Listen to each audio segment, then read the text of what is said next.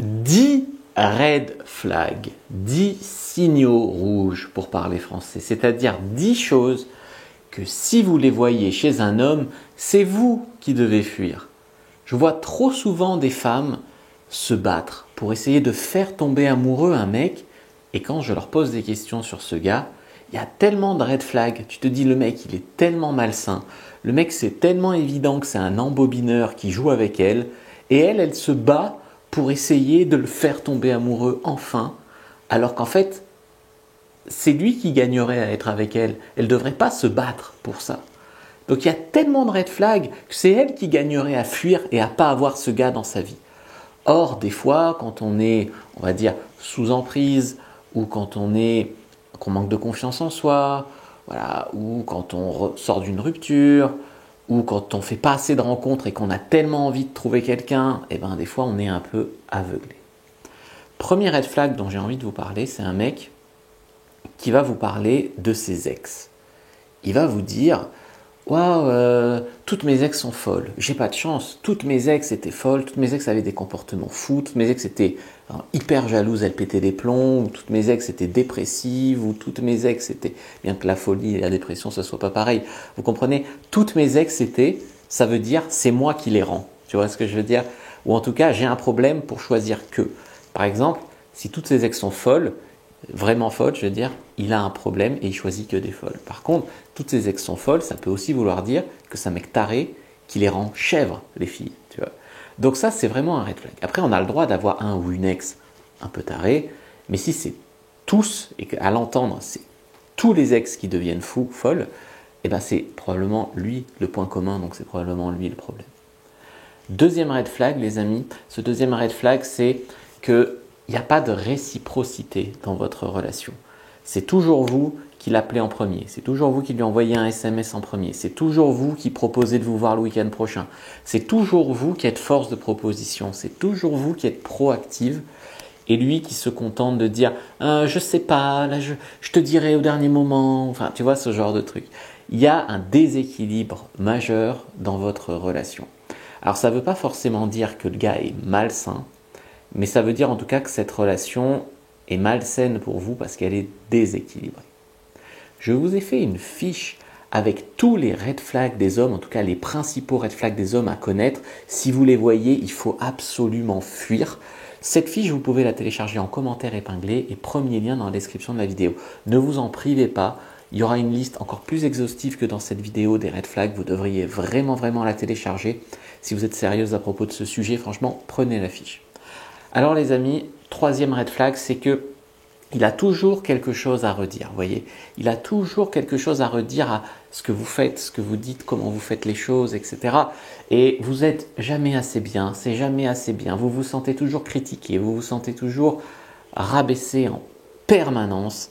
Et en fait, votre réaction, en fait, elle est mauvaise si, quand un mec vous rabaisse, quand un mec vous critique sans cesse, eh bien votre réaction, c'est de vouloir lui prouver qu'il a tort et donc faire encore plus d'efforts. Vous voyez, plus il vous rabaisse et vous, plus vous faites d'efforts pour lui. Vous voyez, ça c'est une erreur parce que vous récompensez un très mauvais comportement. Le genre de mec qui rit de vous et pas avec vous. Vous voyez le genre. Quatrième red flag, il vous cache une partie de sa vie. Ça peut paraître gros, mais croyez-moi, en coaching, j'en ai vu. Des femmes qui disent « Ouais, je fréquente un mec depuis 6 mois, 1 an, mais je ne suis jamais allé chez lui, par exemple. » Ou ses amis, sa famille, j'en ai jamais vu un. Son boulot, il refuse de m'en parler. Vous voyez, ça peut être soit un gars qui ment, par exemple, sur son boulot, soit un gars qui a déjà une femme, soit un gars qui... Voilà. Attention quand il vous cache vraiment des parties de sa vie. Cinquième red flag, c'est quand, pas il vous cache, mais qu'il vous ment. Alors, il peut mentir sur des petites choses, c'est-à-dire il peut mentir sur, je sais pas, c'est pas une petite chose, mais sur son métier, comme je disais, ou il peut mentir sur son âge, ou il peut mentir sur des conneries comme ça. Et là, il y a vraiment deux écoles, c'est-à-dire qu'il y a les mecs qui vont mentir parce que sinon, ils pensent qu'ils n'auront pas leur chance avec vous. Par exemple, je sais pas, si tu es une fille de 22 ans, que le mec il en a 39, mais qu'il écrit sur Tinder qu'il en a que 30, et que ça passe, c'est difficile après de vous dire j'en ai 39 en fait, tu vois. Et pourtant, sinon vous ne vous seriez pas rencontrés parce qu'avec l'algorithme, vous auriez sûrement filtré les mecs à 30 ans et du coup, vous ne l'auriez pas vu.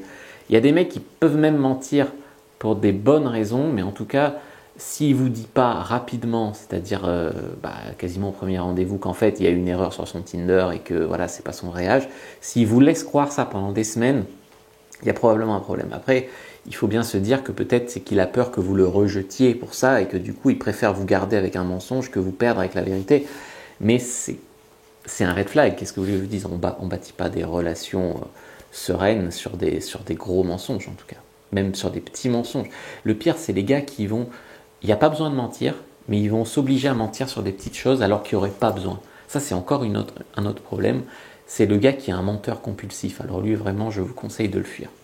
Numéro 6, eh bien, il dit qu'il va changer. Il dit qu'il va faire des efforts. Mais ça reste toujours des paroles. Ce n'est pas des actes. Autrement dit, vous allez lui dire un truc, il va vous dire « Non mais ça je le ferai plus, je te promets, je vais changer ». Et pendant 2-3 jours, il fait un effort. Par exemple, pendant 2-3 jours, il vous envoie un SMS le premier. Puis après, ça retombe dans ses travers comme avant.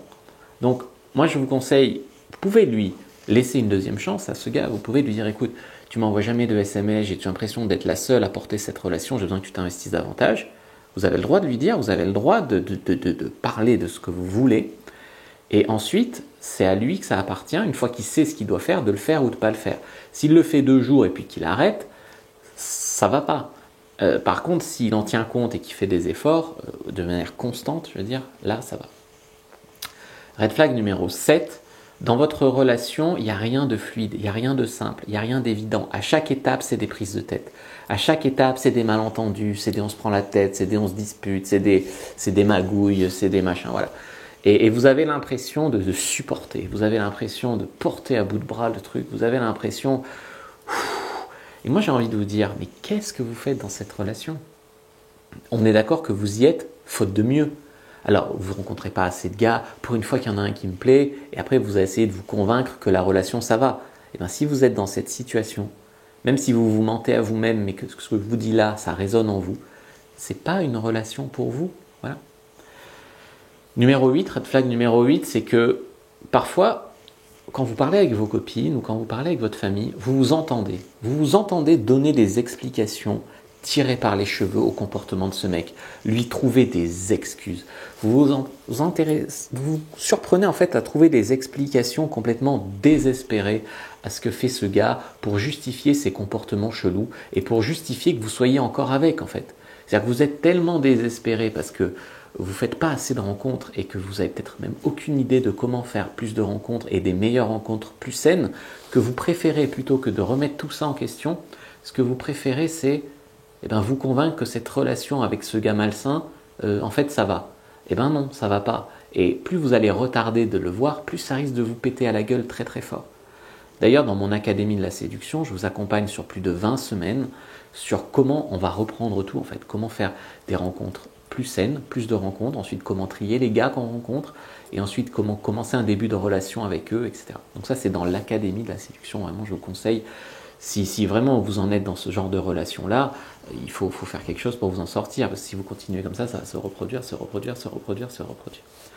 Red flag numéro 9, les amis, alors celui-là il est énorme, et si vous l'avez déjà vécu, j'espère que vous avez déjà pris la fuite, c'est un mec qui vous insulte ou qui vous frappe. Le pire, c'est un mec qui vous frappe quand même. Mais même un mec qui vous insulte, je veux dire, pas qui vous insulte dans la chambre à coucher pour jouer. Je te parle là d'un gars qui vraiment t'insulte quasiment au quotidien, tu vois. Donc là, moi, je vous conseille de fuir. Un mec qui aurait des relations, red flag numéro 10, un mec qui aurait des réactions folles. Évidemment qu'un mec qui aurait une relation extra-conjugale, ça peut être un red flag. Non, là je te parle d'un mec qui a des réactions folles. Tu sens que le mec il est paranoïaque. Tu sens que le mec il est complètement procédurier. Tu sens que le mec il est colérique. Tu sens que le mec il est jaloux excessif. Par exemple, il t'empêche d'avoir des collègues hommes dans ton boulot, il t'oblige à quitter ton boulot. Tu vois, ce genre de choses, si je vous en parle, c'est parce que je l'ai eu en coaching. Et si j'ai rencontré ces cas en coaching, c'est qu'il y a bien plus de femmes qui sont coincées dans des relations détraquées comme ça et qui en fait en arrivent à trouver ça normal. Elles peuvent trouver ça normal pendant 4 ans, au bout de 4 ans ça pète, elles ont perdu 4 ans et elles n'ont pas plus de mecs que ça et en plus elles ont souffert pendant 4 ans. Donc il faut vraiment remettre ça vraiment à plat à mon avis. Vous pouvez lire mon livre Le trouver, le rencontrer, le garder, disponible au format papier sur Amazon ou disponible au format e-book pour commencer votre lecture d'ici 2 minutes, qui va vraiment vous retracer la méthode. Et si vous ne l'avez pas prise, franchement, je me demande pourquoi, parce que j'ai bossé pour la faire, cette fiche sur les red flags des hommes. Franchement, prenez cette fiche et à travers vos rencontres, ou même analysez votre relation à travers cette fiche. C'est gratuit, c'est sans engagement, franchement, c'est simple, c'est dans 2 minutes tu l'as. Et après, vous allez regarder les red flags et vous allez peut-être découvrir des choses pour le mec que vous fréquentez ou pour le prochain mec que vous allez rencontrer. Et ça peut vous sauver la vie, franchement. Si c'est un mec violent, etc., ou un mec fou, ça peut vous sauver la vie, ce genre de fiche. Donc téléchargez-la. N'hésitez pas à liker, commenter, partager la vidéo, vous abonner à la chaîne, bien sûr. Moi, je vous dis à bientôt et que le Dieu de la séduction soit avec vous, les amis.